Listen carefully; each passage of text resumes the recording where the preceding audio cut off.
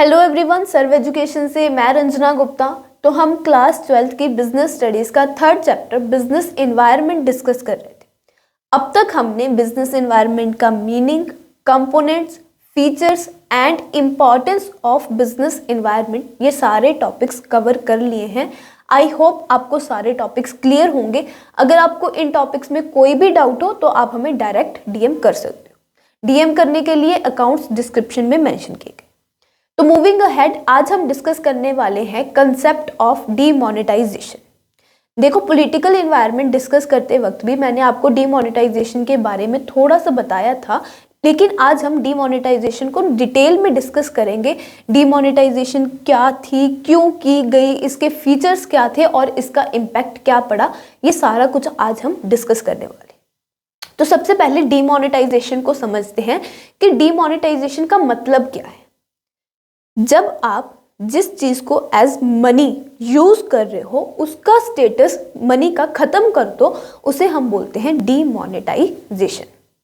तो डीमोनेटाइजेशन में क्या हुआ था, जो इंडिया में 500 और 1000 के note as a legal currency, as money medium of exchange use किए जाते थे, गवर्नमेंट ने 8 नवंबर 2016 से इन्हें as a legal currency accept करने से मना कर दिया।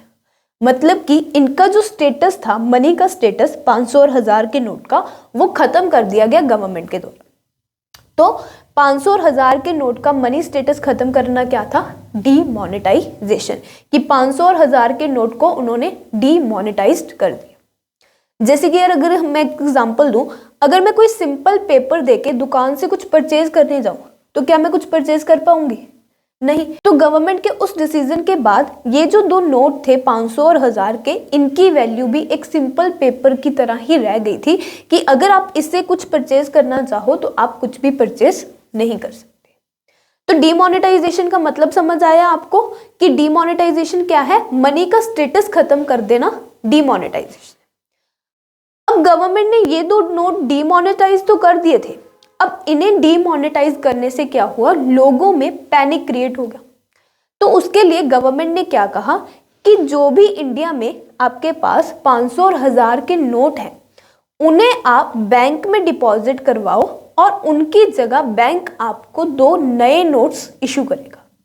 मतलब कि गवर्नमेंट ने इन 2 नोट्स को बंद करके 2 और नए नोट्स इशू किए। 500 का नया नोट इशू किया और 1000 की जगह 2000 का एक नया नोट इशू किया। तो गवर्नमेंट ने क्या कहा लोगों से कि आपके पास कुछ टाइम पीरियड है, इस टाइम पीरियड में आपके पास जितने भी 500 और 1000 के नोट हैं वो आप बैंक में डिपॉजिट कराओ, बैंक आपको उनकी जगह 500 और 2000 के नए नोट्स इशू करेगा। अब बैंक में डिपॉजिट आप जितने मर्जी पैसे करवा सकते थे, जितने भी आपके पास है, लेकिन पैसे विड्रॉ करवाने पे गवर्नमेंट ने रिस्ट्रिक्शन लगा दी कि आप अपनी मर्जी से जितने मर्जी पैसे विड्रॉ नहीं करवा सकते थे, आप लिमिटेड अमाउंट एक दिन में बैंक से विड्रॉ करवा सकते थे। तो उसका इम्पैक्ट क्या पड़ा, इकॉनमी में कैश कम हो गया। लोगों के पास जब कैश कम हुआ तो उनकी परचेजिंग पावर कम हो गई। लोगों की परचेजिंग पावर कम होने से इसका इम्पैक्ट किसके ऊपर पड़ा, बिजनेसेस के ऊपर इसका इम्पैक्ट पड़ा। तो इतनी बात तो हमने उस दिन भी समझ ली थी कि डीमोनेटाइजेशन में 500 और 1000 के नोट गवर्नमेंट ने बंद कर दिए थे और उनकी जगह 500 और 2000 के नोट इशू किए थे, जिस वजह से लोगों की परचेजिंग पावर कम होगी और बिजनेसेस पे इसका इम्पैक्ट पड़ा। ठीक है, इतना समझ आया। लेकिन गवर्नमेंट ने ये डिसीजन लिया ही क्यों, डीमोनेटाइजेशन 500 और 1000 के नोट को बंद करने का डिसीजन क्यों लिया गवर्नमेंट 500 और 1000 के नोट्स बंद करके इंडिया से करप्शन और ब्लैक मनी को खत्म करना चाहती थी, इसीलिए उन्होंने ये डिसीजन लिया। अब यार आप कहोगे कि 500 और 1000 के नोट बंद करने से करप्शन और ब्लैक मनी कैसे खत्म होगी। देखो, करप्शन बेसिकली क्या है, जो आप रिश्वत देते हो, ब्राइब देते हो, उसे हम करप्शन बोलते हैं। और ब्लैक मनी वो पैसा जो आप टैक्स लायबिलिटी से बचने के लिए गवर्नमेंट से छुपा के रखते हो, वो क्या है, ब्लैक मनी। अब 500 और 1000 के नोट बंद करने से करप्शन और ब्लैक मनी कैसे खत्म होगी। तो देखो, 500 और 1000 के नोट बंद किए, इन नोट्स को नए नोट से एक्सचेंज करवाने के लिए आपको क्या करना पड़ा, सारे जो नोट थे आपके, उन्हें आपको बैंक में डिपॉजिट करवाना पड़ा। जब आप अपने सारे पैसे बैंक में डिपॉजिट करवा दोगे तो उसकी इंफॉर्मेशन किसके पास चली जाएगी? गवर्नमेंट के पास। देखो ब्लैक मनी है क्या? ब्लैक मनी बेसिकली क्या है कि आप बैंक में सारे पैसे डिपॉजिट नहीं करा रहे, जितने पैसे आप कमा रहे हो वो आप सारे पैसे बैंक में नहीं डिपॉजिट करा रहे, अपने पास कैश कहीं ना कहीं छुपा के रख रहे हो ताकि आपको उस पैसे पे गवर्नमेंट को टैक्स ना पे करना पड़े। तो जब डीमोनेटाइजेशन हुई आपको सारे पैसे बैंक में डिपॉजिट करवाने पड़े। अगर आपको नए नोट्स चाहिए थे तो उसके लिए आपको क्या करना पड़ा? सारे पैसे बैंक में डिपॉजिट करवाने पड़े। तो जब पैसे सारे बैंक में गए उसकी इंफॉर्मेशन किसके पास गई? गवर्नमेंट के पास। तो वो सारा पैसा गवर्नमेंट की काउंटिंग में आ गया जो लोगों ने छुपा के रखा था टैक्स लायबिलिटी से बचने के लिए। यानी कि वो ब्लैक मनी जो लोगों ने अपने घरों में छुपा के रखी थी वो कहाँ चली गई? बैंक्स में चली गई और इसकी इंफॉर्मेशन किसके पास गई? गवर्नमेंट के पास। तो गवर्नमेंट ने क्या किया? उन लोगों से टैक्स कलेक्ट किया। तो इस तरह से गवर्नमेंट ने डीमोनेटाइजेशन करके ब्लैक मनी को खत्म किया। अब करप्शन, जब आप किसी को रिश्वत देते हो तो ऐसे तो नहीं है ना कि आप बैंक में ट्रांजैक्शन करते हो, कैश पेमेंट करके आते हो। तो डीमोनेटाइजेशन करने के बाद क्या हुआ? इकोनॉमी में कैश कम हो गया, लोगों के पास कैश ही नहीं बचा, तो उससे इंडिया में करप्शन भी कुछ ना कुछ कम हुई। तो इतनी बात हमें क्लियर हुई डीमोनेटाइजेशन है क्या और डीमोनेटाइजेशन क्यों की गई।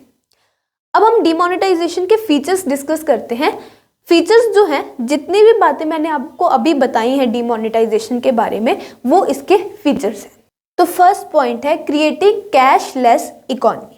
डीमोनेटाइजेशन करने से कैशलेस इकोनॉमी क्रिएट करने में भी हमें हेल्प मिली।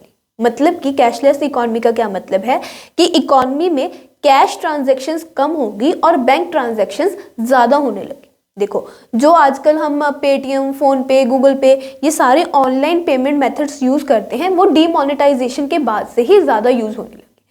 पैसे सारे बैंक में डिपॉजिट हो गए। विड्रॉ करवाने पे रिस्ट्रिक्शंस थी कि आप सारा पैसा विड्रॉ नहीं करवा सकते एक साथ। तो तब क्या हुआ? लोगों ने डिजिटल पेमेंट मोड का यूज़ करना शुरू किया। तो डीमोनेटाइजेशन करने से डिजिटल ट्रांजैक्शंस ज़्यादा होने लगी और कैश ट्रांजैक्शंस कम हो गई। नेक्स्ट पॉइंट है channelising savings into formal economy. देखो सेविंग्स करते हैं हम, एक तो तरीका है कि हम घर में अपने पास सेविंग्स पैसे बचा के रखें। दूसरा क्या है कि आप सेविंग्स कर रहे हो और वो पैसा बैंक में डिपॉजिट करवाया हुआ है। तो जो पैसा आपके घर में सेव किया हुआ है वो पैसा सिर्फ आपके पास पड़ा रहने वाला है, कहीं पे यूज नहीं होने वाला। लेकिन अगर आप बैंक में पैसे डिपॉजिट करा के सेविंग्स करते हो तो बैंक उस पैसे को आगे यूज करता है लोगों को लोन्स प्रोवाइड करने के लिए। तो जब डीमोनेटाइजेशन हुई, लोगों ने बैंक्स में ज़्यादा पैसे डिपॉजिट करवाए, तो उस टाइम पे बैंक ने क्या किया? लोन ज़्यादा प्रोवाइड किए लोगों को कम इंटरेस्ट रेट पे। तो वो सारा पैसा कहाँ पे यूज हुआ? फॉर्मल इकोनॉमी में यूज हो गया। जो पैसा पहले ऐसे ही पड़ा हुआ था किसी घर में, वो क्या हुआ? फॉर्मल इकोनॉमी में यूज हुआ। नेक्स्ट पॉइंट है टैक्स एडमिनिस्ट्रेटिव मेजर। डीमोनेटाइजेशन करने से हमें टैक्स कलेक्ट करने में भी हेल्प मिली। मतलब कि जो पैसा लोगों ने ब्लैक मनी का पहले अपने घरों में छुपा के रखा था, डीमोनेटाइजेशन के बाद वो बैंक्स में डिपॉजिट हुआ और उसकी इंफॉर्मेशन गवर्नमेंट के पास गई। तो गवर्नमेंट ने उस सारे पैसे पे जो लोगों ने टैक्स लायबिलिटी से बचने के लिए छुपा के रखा था, उस सारे पैसे पे टैक्स कैलकुलेट किया और लोगों से टैक्स कलेक्ट किया। तो टैक्स एडमिनिस्ट्रेटिव मेजर भी था डीमोनेटाइजेशन। लास्ट पॉइंट है tax evasion control measure. Tax evasion basically tax की चोरी, कि जो पैसा आप टैक्स की लायबिलिटी से बचने के लिए छुपा के रख रहे हो उसे हम बोल रहे हैं टैक्स इवेजन।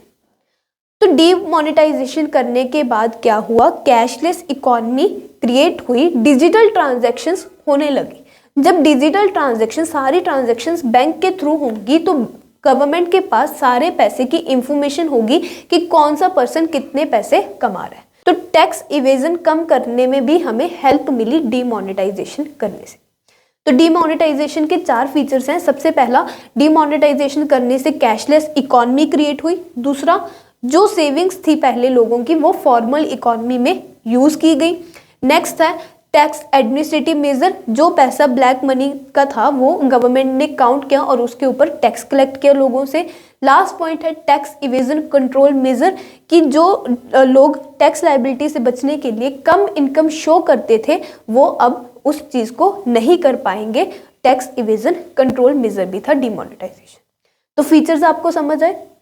अब डिमोनेटाइजेशन का इम्पैक्ट क्या पड़ा, तो डिमोनेटाइजेशन का सिंपल सा यही इम्पैक्ट पड़ा कि कैश ट्रांजैक्शंस कम होगी, बैंक ट्रांजैक्शंस होने लगी, डिजिटल इकोनॉमी क्रिएट हुई, कैशलेस इकोनॉमी क्रिएट हुई।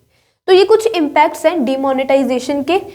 तो होप आपको डिमोनेटाइजेशन का कंसेप्ट क्लियर हुआ कि क्या थी डिमोनेटाइजेशन, क्यों की गई, इसके फीचर्स क्या थे। अगर आपको डिमोनेटाइजेशन में से कोई भी डाउट हो, कोई भी क्वेरी हो, तो आप हमें कमेंट सेक्शन में अपनी क्वेरी ड्रॉप कर सकते हो या फिर डिस्क्रिप्शन में मेंशन अकाउंट्स के थ्रू डीएम भी कर सकते हो। थैंक यू सो मच, मिलते हैं नेक्स्ट लेक्चर में।